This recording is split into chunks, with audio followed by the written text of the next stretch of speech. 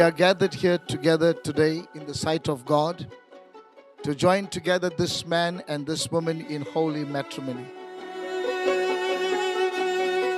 The Bible tells us in Amos chapter 3 and verse number 3, can any two walk together unless they be in agreement? And today is a day when both of you, still a bachelor and a spinster, standing at the altar, and just in a few minutes' time you'll take your marriage vows and relinquish that position of bachelor and spinster and acquire your new titles, husband and wife.